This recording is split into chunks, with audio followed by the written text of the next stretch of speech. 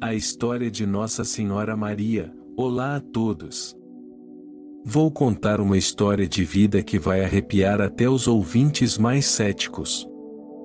Quando vocês ouvirem sobre a vida extraordinária de Nossa Senhora Maria, a mãe do profeta Jesus, desde o momento em que ainda estava no ventre de sua mãe, tenho certeza de que ficarão muito surpreendidos.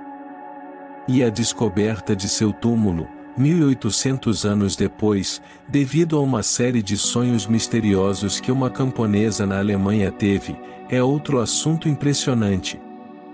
Se já prepararam suas bebidas, vamos começar.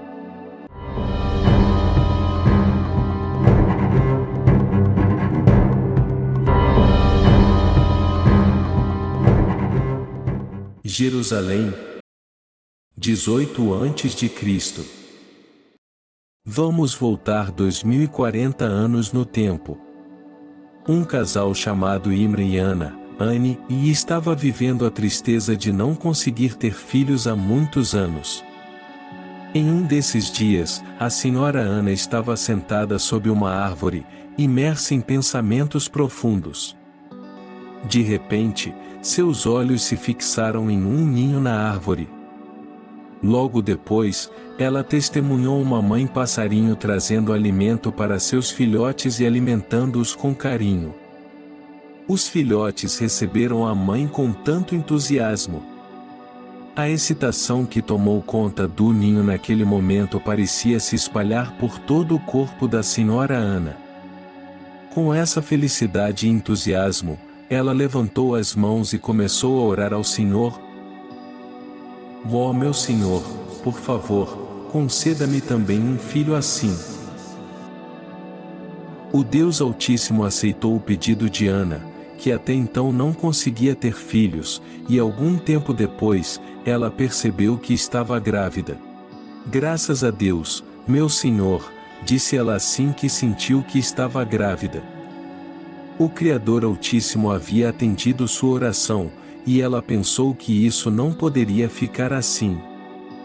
Se meu Senhor me concedeu um filho, então eu o dedicarei ao meu Senhor, decidiu. Ó meu Senhor, continuou, dedico a criança que está no meu ventre a ti, para que seja um servo livre ao serviço do teu coração sagrado. Aceita este voto que faço, ó Deus. Não tenho dúvidas de que tu ouves o meu voto e conheces os sentimentos sinceros que carrego em meu coração, concluiu. Sim, uma criança ainda não nascida foi dedicada ao Criador enquanto estava no ventre de sua mãe. Estava claro, antes mesmo de vir ao mundo, que ela não seria uma pessoa comum. O esposo de Anne, Imre, faleceu antes de poder ver o nascimento de seu filho. Ana ficou sozinha. Ela esperava que o bebê fosse um menino, pois, até aquele dia, somente meninos eram consagrados para servir na mesquita de Al-Aqsa. E Anne havia dedicado seu filho para servir na mesquita de Al-Aqsa. No entanto, quando o parto ocorreu, ela se deparou com a realidade de que a criança não era um menino, mas sim uma doce menina. Mas uma promessa é uma promessa.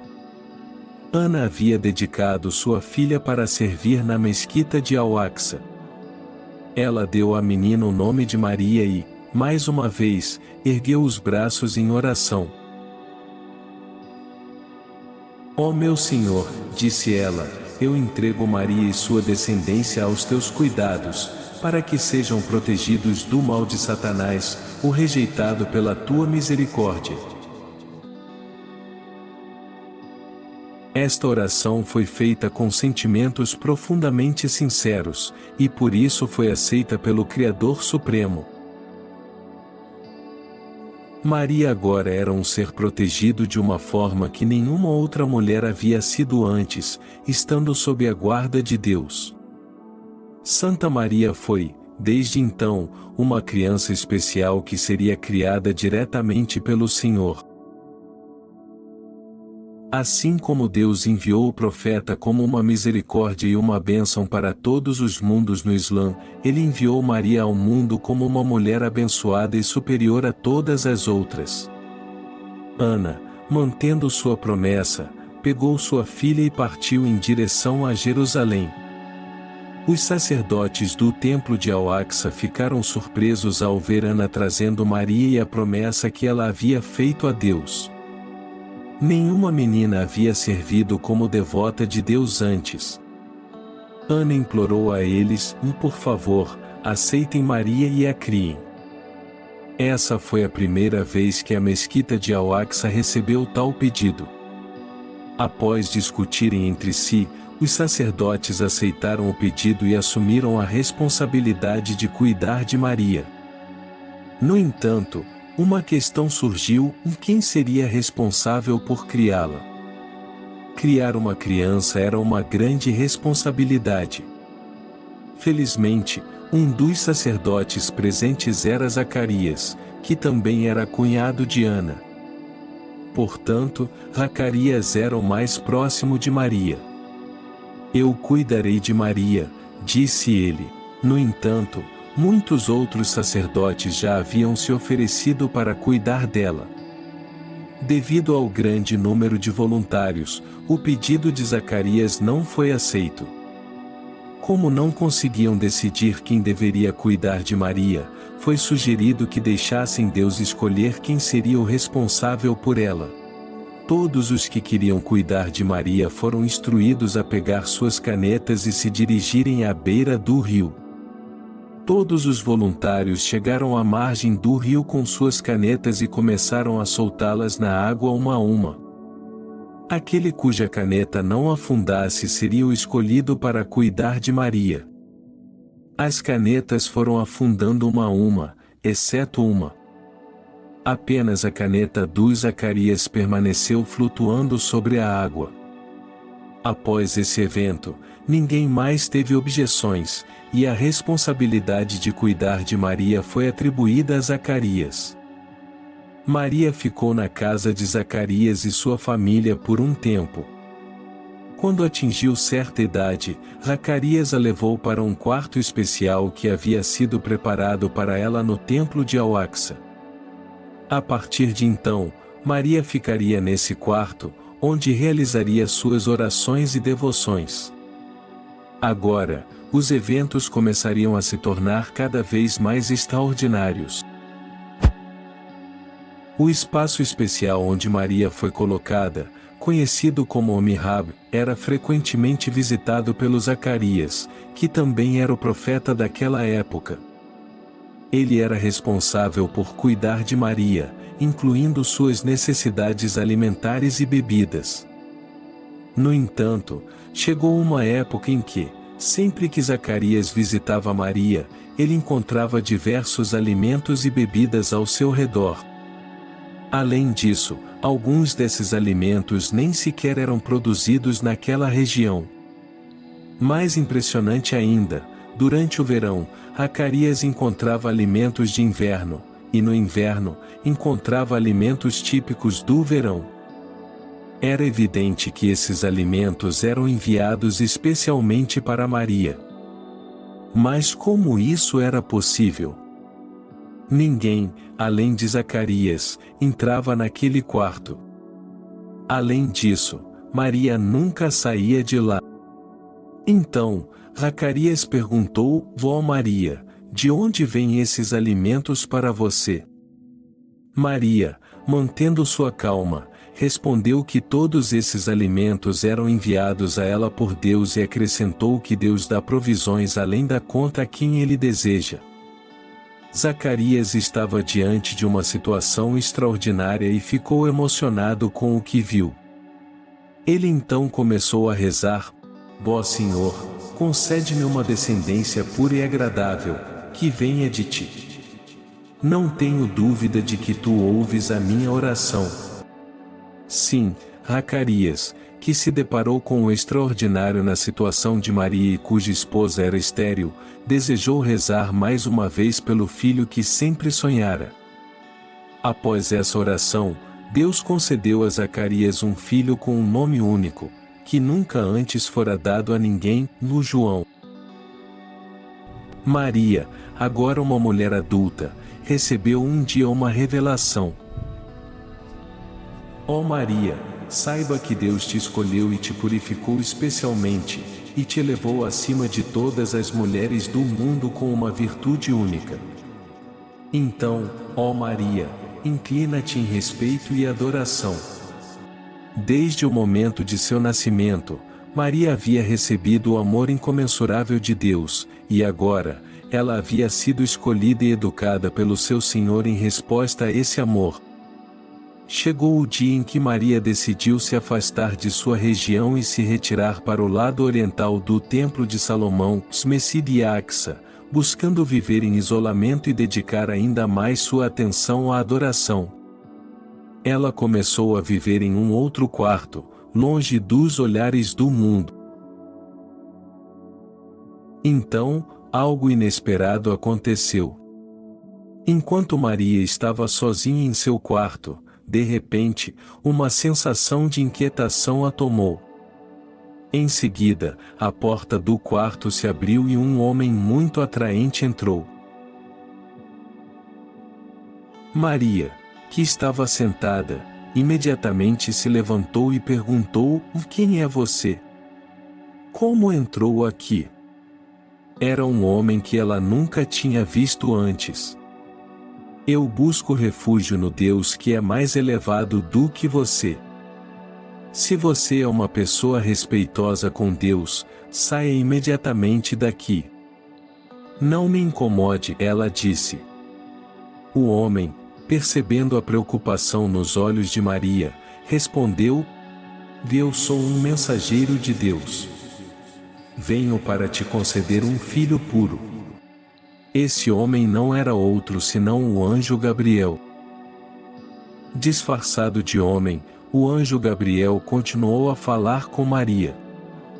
"Ó Maria, não tenhas dúvida de que Deus te anunciará um filho que será gerado pela sua própria palavra, isto é, ou seja, ele será conhecido como o Messias Jesus, filho de Maria. Ele será honrado tanto neste mundo quanto no próximo, será digno de respeito e próximo de Deus. Ele falará aos seres humanos ainda em seu berço e também na sua maturidade, e será um grande milagre." Maria estava atônita. "Como eu poderia ter um filho? Nenhum homem me tocou", respondeu ela. O anjo Gabriel explicou: "Este filho será um milagre para a humanidade e uma misericórdia de Deus. Deus criará este filho sem pai. Deus faz o que deseja. Ele ensinará a ele a escrita, a Torá e o Evangelho, e enviará como profeta aos filhos de Israel. Ele dirá: não tenhais dúvida de que eu vos trouxe um sinal de vosso Senhor. Eu farei de um pedaço de barro a forma de um pássaro, e, soprando sobre ele, com a permissão de Deus, ele se tornará um pássaro vivo. Com a permissão de Deus, eu curarei o cego de nascimento e ressuscitarei os mortos. Temam a Deus e obedeçam a mim. Não há dúvida de que Deus é o Criador de mim e de vós. Isso é o caminho correto."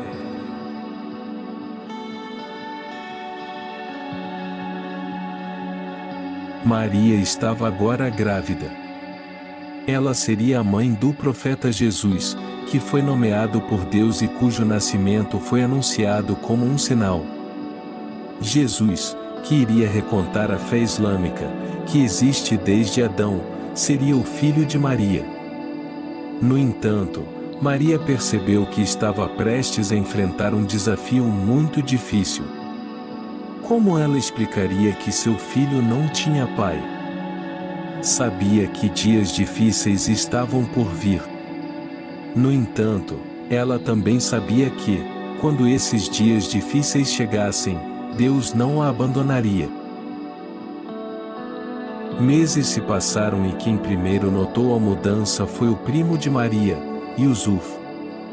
Ele ficou suspeito, mas como conhecia o caráter de Maria, hesitou em perguntar. Um dia, no entanto, ele reuniu coragem e questionou: Vó Maria, pode uma planta crescer sem semente? Pode uma árvore crescer sem água? Como pode um filho nascer sem um pai? Maria percebeu que Yusuf havia notado sua gravidez e respondeu: Quando Deus criou as plantas, Ele as criou a partir de sementes. E quando criou Adão e Eva, eles tinham pais. Ao ouvir isso, Yusuf ficou sem palavras e preferiu ficar em silêncio. O nascimento do profeta Isa estava se aproximando, e as preocupações de Maria aumentavam. Ela decidiu deixar o templo de Jerusalém e se retirar para um lugar deserto, onde ninguém pudesse vê-la. E então o momento esperado chegou. As dores de parto começaram a surgir para Maria.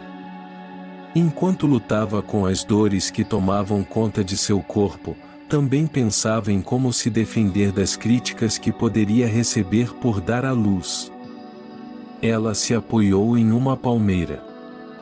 Desesperada, Maria exclamou: Vá!